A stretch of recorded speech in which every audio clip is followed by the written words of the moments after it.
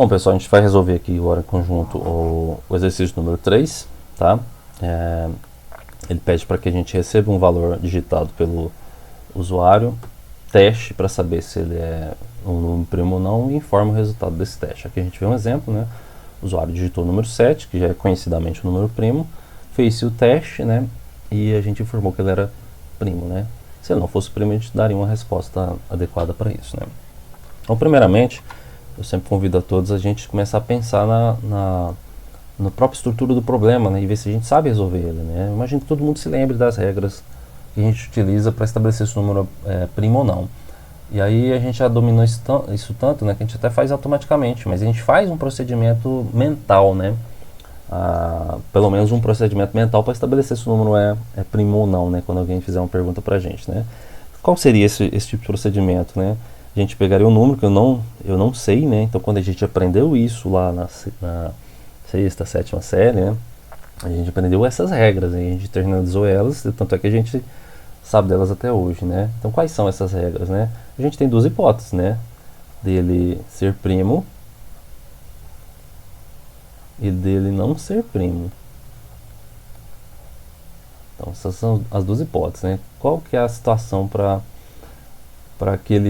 o caso quando ele é primo, né? É para quando n for divisível por 1 e somente por ele mesmo. Será divisível por ele mesmo. Então, a gente poderia chamar isso aqui, né? Uma contagem, né? Então, eu vou chamar de D, né? De divisíveis, né? Então, quantos Ds nós temos aqui, né? Então, D vale 2 nesse caso aqui, né? Porque a gente só tem 2 divisíveis, né? Agora, quando nós não temos só 2 divisíveis, né? Nós temos mais divisíveis entre o 1 e o número informado, né? É a situação, então, onde o D é maior que 2. Então, agora a gente já sabe resolver isso, né? Mas vamos só fazer um teste para avaliação, né? Digamos que N, então, vale 2. Vamos ver se essa regra aqui está valendo para a gente, né? Esse N vale 2, né? Então eu vou testar se ele é divisível por 1 para saber se ele é primo. Eu tenho então que contar quantos divisores eu tenho para saber se ele é igual a 2 e se ele é maior que 2, né? Para saber se ele é primo ou se ele não é, né? Essa é a lógica que a gente estabeleceu para esse problema, né? O N então vale 2, vou dividido por 1, tá? Aqui a gente encontra o valor 2 e a gente tem o resto 0, né? Porque 2 vezes 1 dá 2, sobrou um resto 0. Opa, então se esse resto aqui for exatamente igual a 0, quer dizer então que ele é divisível. Então ele é divisível por 1. Então nós já temos o D vale 1, né? Mas a gente não acabou, a gente tem que testar o próximo número, que no caso é ele mesmo, né? 2 é divisível por 2. Tá, põe aqui, dá 1 vezes 2 dá 2, o resto é 0. Opa, então, mesmo como a gente encontrou aqui, né? Então agora D vale 2. Aí a gente testando aqui vê não. Então D valendo 2, ele se enquadra nessa situação aqui, né? Vou testar o número 4. Todo número vai ser divisível por 1. Então, para o caso dele divisível por 1, nós já temos que D vale 1, né? Só para economia de tempo aqui, tá? O próximo caso, então, qual é o próximo número depois de 1, né? É 2, né? Então, a gente tem que testar todas as hipóteses aqui até chegar em N, né? Então, 4. Ele é divisível por 2? Já sabe que sim, né? Mas vamos fazer aqui. 2 vezes 2, 4, o resto 0. Opa, então, toda vez que o resto for 0, eu encontrei um divisor. D vale 2. Então, repare, D, né, na verdade, só pensando aqui já na estrutura do algoritmo, né, a gente teve uma atribuição e uma conta, né, D recebe D mais 1, né, aí a gente saiu de 1, passou a valer 2. Não acabou ainda, né, porque nós não testamos todas as hipóteses até chegar em 4, né. Próximo número qual que é? 3, né. 4 é divisível por 3. Bom, mas aqui já tem uma dica, né? Porque a gente sabe que todo número é divisível por 1 e por ele mesmo, né? E a gente já encontrou um caso de um outro divisor. Então a gente já sabe que esse D vai ser maior que 2, né? Mas enfim, vamos só acabar essa ideia aqui. 1 dá 3, sobra 1. a gente não continua dividindo, porque a gente quer o resto inteiro. E aí, para continuar essa divisão, a gente teria que fazer aquele empréstimo, a gente criaria um número real ali e tudo mais. Então, esse resto aqui, ele é diferente de zero, né? Então, D não foi incrementado. O D continua valendo 2. E a gente chega no último caso, que é ele divisível por ele mesmo. 1 deu 4, o resto é 0. Opa, toda vez que a gente encontra 0, ele é divisível e o D é incrementado, né? D recebe o que tinha em D mais 1. Então, ou seja, D vale 3. Acabou, né? Nós testamos tudo entre 1 e ele mesmo, certo? Chegamos no final e a hipótese é D é igual a 3, que não satisfaz aquela ali e satisfaz essa, né? Então, ele não é primo. Beleza, então a gente já sabe como é a cara do problema, qual a hipótese de solução, e a gente até meio que já estabeleceu os procedimentos para isso, né? Então a gente já pode construir o nosso algoritmo, propriamente dito, né? Então a gente já tem ali, até definimos possíveis variáveis, né? Que tipo de valores a gente precisa? A gente precisa receber o valor digitado pelo usuário. E a gente usou N ali, vamos usar o mesmo, né? E a gente precisa ter o D, né? Que é a variável que a gente adotou para controlar isso, tá? Quantos divisores a gente teria encontrado, né? Isso é do tipo inteiro. Ah, pode ser do tipo real? Cara, isso aqui tudo é inteiro, essas informações. A gente exige que o usuário digite um número inteiro e a contagem, né? A contagem ela é inteira, né? A gente não vai ter 2 divisores e meio, né? Vai ter 1, 2, 3, né? Encontrar 3 divisores e 0,8, né? É alguma coisa errada na sua lógica, né? Então o que a gente vai fazer, né? Vamos guiar o usuário, né? Digite o número, tá? E aí ele vai digitar, né? Então a gente vai usar o comando leia, né? A gente espera que ele informe isso pra gente. Esse aqui é o ato que a gente pega e guarda ele na variável n, né? São 2 comandos, então o escreva é quando a gente quer interagir com o usuário, né? Passar uma informação, e o leia é quando a gente quer receber. Interagir com ele também, mas recebendo a informação, né? No escreva e o leia tudo usa parênteses, né? Porque é uma função própria da linguagem, não foi a gente que criou, e lá na frente a TP2 a gente aprende a construir isso, né? Não é o caso ainda. No escreva, quando a informação que eu quero escrever ele é uma constante, né? É um texto, ele tem que estar obrigatoriamente dentro de aspas, né? Mas eu poderia usar ele também para escrever a próprio conteúdo de uma variável ou o resultado de uma expressão, né? Aí seria só a expressão ou a variável sem aspas, né? Então ele leu. Agora, a gente viu que para resolver aquele problema, a gente fez uma série de procedimentos repetitivos ali, né? Reparem, a gente tem que testar todos entre 1 e n. E eu não sei o tamanho de n, então não tem como ter uma quantidade de cis ali, ou de casos, né? Onde eu deixasse fixamente isso, né? Até daria para pensar em estruturas assim, mas imagina, aí o usuário vai lá e digita o número 1 milhão. Aí você lascou seu programa, né? Você teria que criar muita coisa ali, né? E não é o caso nosso aqui, tá? Então a gente vai lançar mão de um laço de repetição, porque os procedimentos são repetitivos, né? E a melhor forma de resolver isso, tá?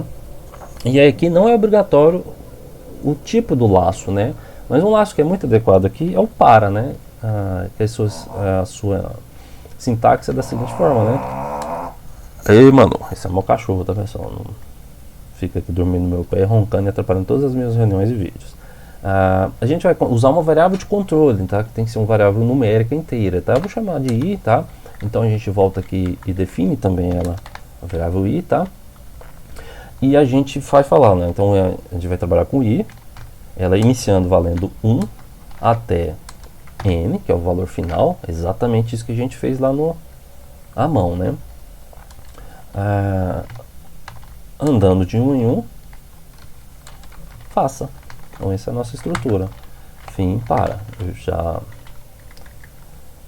já abro e fecho para não ficar nada sem fechar, tá? Como a gente vai ter a contagem de dígitos ali, né? O ideal é que a gente inicialize ele, tá? Porque a gente vai contar depois, não a gente tá falando do programa, ó, começa valendo 0, tá?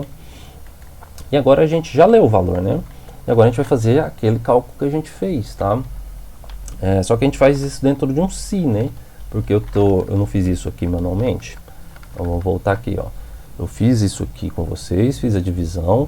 olhei o resto e testei. Falou, ele é igual a zero, né? Então esse ele é igual a zero, ele é uma estrutura de seleção, né? Se a minha condição é aquilo. E como é que eu olho se ele é igual a zero o resto, né? Então, um operador para isso, tá? Então, eu estou testando sempre n. O operador é o sinal de porcentagem, né? Que é o mod, né? O resto da divisão, o resto inteiro da divisão, né? O resto da divisão inteira, que é exatamente aquilo que a gente fez lá no cálculo matemático, tá? Dividido por quanto? Por i. Porque o i eu sei que ele vai estar indo dentro desse laço de 1 até n, que é o que a gente quer. Eu testo se isso é igual a zero. Então, fim C, certo? Então eu estou somente replicando aquela ideia que a gente teve lá a gente fez à mão ali, né? Se isso for verdadeiro, quer dizer que ele encontrou um divisor. Então eu vou somar D, né? D recebe o que tinha em D antes, mais 1. É assim que a gente conta, né? Resolvi o problema? Bom, eu resolvi o problema de varrer, né, todas as hipóteses, todos os números, testar todos se eles são múltiplos e contar se eu encontrei os múltiplos. Então, quando eu sair daqui, eu já tenho o valor de D que a gente tinha estabelecido ali para mim testar a minha hipótese. O que está faltando? Testar a hipótese agora, né? E como é que a gente testa a hipótese? Bom, a gente testa as coisas usando o SIS, né? Se, qual é a minha condição? D é maior que 2? Agora eu posso escolher, né? Eu resolvi testar se ele não é primo primeiro, né? Ele é maior que 2? Então, fim C. Ele é maior que 2, se ele for, então resolveu o nosso problema. Escreval o número, parei ali o texto para ele pegar o valor que está dentro de n, né? E agora eu continuo o meu texto. Não é primo, né? Não é primo. Por que eu usei o escreval aqui e o escreva lá em cima? É porque aqui eu quero que ele dê uma quebra de linha, mas ele faz os dois casos, né? Se eu usar o escreva, ele sempre vai estar a informação ali na frente, né? Ele escreve e a próxima informação que foi escrita vai estar à frente. Se eu pôr o escreval, ele escreve e a próxima informação vem na linha de baixo. Aqui não mudaria nada, tá? Bom, resolveu o caso? Mas e para o caso onde ele não foi igual? Eu também tenho que informar que ele é primo nesse caso, inclusive é o mais interessante aqui pra gente, né? Então eu posso fazer um outro teste?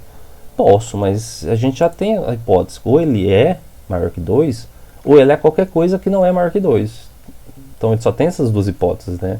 Ou ele é maior que 2, ou ele é igual a 2, ou menor que 2, né? E aí a gente espera sempre que ele seja. Então não precisa testar todas as hipóteses, né? Então agora eu já uso um senão.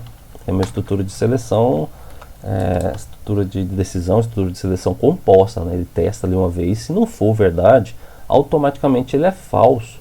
E aí ele já entra aqui no bloco falsidade, né? Escreval.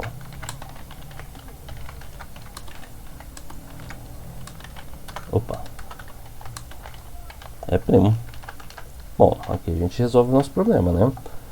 Vou dar um nome para ele, né? Número primo. E para testar isso, né, a gente vai executar, né? Então a forma bacana de usar que é o passo a passo aqui, né? O debug, né? Ele vai debugar, ele vai rodando, mostrando onde ele está, né? Toda vez que eu clico ele vai executando, ó. Naquele executar essa linha aqui, ó, a gente vai ter as variáveis criadas ali, tá? Elas aparecem aqui, ó. Apareceu só uma ali, mas ela criou as outras, acredite em mim, tá? Aí vai escrever ali, ó, tá vendo? Ele fez. Aí quando ele executa o leia, agora tá piscando o cursor lá, né? Vamos testar o 7, que a gente já sabe que ele é primo, né? Agora eu inicializei D. Eu executei tudo de uma vez, foi mal. Ele ter bugado, mas ele já deu a resposta ali pra gente, né? E olha o que ele fez, né? Ele entrou aqui no laço, andou todos, ó, o I, quando ele acabou, o I vale 8, que era a nossa condição de saída, né? E ele foi contando, e quantos Ds ele encontrou, quantos números divisíveis, né? Ele encontrou exatamente 2.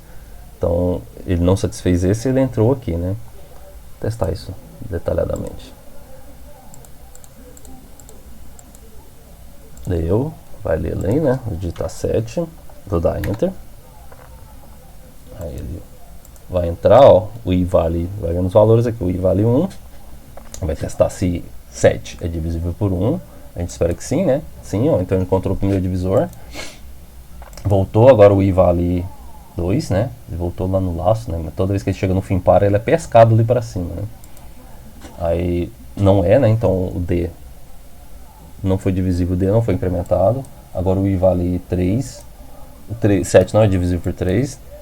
Agora o i vale 4, o 7 não é divisível por 4, não é divisível por 5, não é divisível por 6 e é divisível por 7. Então ele incrementou agora, ó, o d vale 2, né?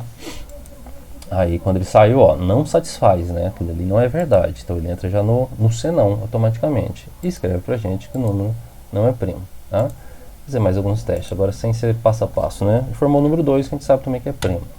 Ó, então o número primo, o d vale 2, ele encontrou exatamente 2. Vamos testar o número 15. Vamos ver se ele é, né? Ó, não é primo, né? Ele encontrou quantos divisores? O d vale 4. Ele encontrou 4 divisores, né? É o 1, é o 15, tá faltando 2, né? Então se a gente for olhar, 15 não é divisível por 2, mas é por 3, né? Então porque divide por 3 dá 5. E ele é por 5, né? Que vai dar 3. Então ele já encontrou 4 divisores, ele não é. A gente até poderia parar já, né, e não testar todos os outros. Quando ele encontra o terceiro, né? A gente não precisa nem testar mais, né? E a gente talvez não precisaria nem testar para o primeiro, né? Porque todo mundo é divisível por 1 e por ele mesmo, né? Então a gente poderia também começar valendo 2 até n-1, se a gente quisesse fazer algo mais otimizado, que ele rodasse menos, né? Não para confundir, né? Ó, 15. 15 é primo porque o nosso tinha que mudar o teste, né, pessoal? Que agora o i vale 2, né? Então aí aqui se ele, nesse teste nosso aqui, ele só seria primo se o d, né? Desculpa, o d não fosse 2, o d fosse 0, né? Porque a gente não está olhando nem para o primeiro nem para o último, né? Então nessa nova lógica aqui, mudando o meu laço de repetição, né? Mudaria o meu teste, tá? Bom, enfim, pessoal, essa é uma das formas de resolver e não é a única, né? Mas é uma forma bem enxuta e elegante de se resolver esse problema, tá? Mas o que é importante aqui é você ver que a gente primeiro pensou no problema em si, resolveu ele fora do algoritmo, e depois a gente pensou a solução que a gente estabeleceu que guiou que estruturas a gente deveria ter, e não o contrário, tá? Então esse é o passo importante. E aqui a gente viu a natureza da estrutura sequencial, né? A ordem das coisas que a gente precisa estabelecer, as regrinhas aqui das técnicas de programação, né? Inicializar a variável. A gente aprendeu o uso na prática de um laço de repetição do tipo teste no início com variável de controle, né? A gente usou uma estrutura de seleção simples e depois a gente usou uma estrutura de seleção composta, que é aquela que tem um teste, né, um então e um senão para capturar automaticamente quando aquele caso ali não for verdadeiro, criando o bloco verdade, né, entra aqui só se aquilo ali for verdadeiro, e o bloco falsidade, que entra aqui quando aquilo não for verdadeiro, tá?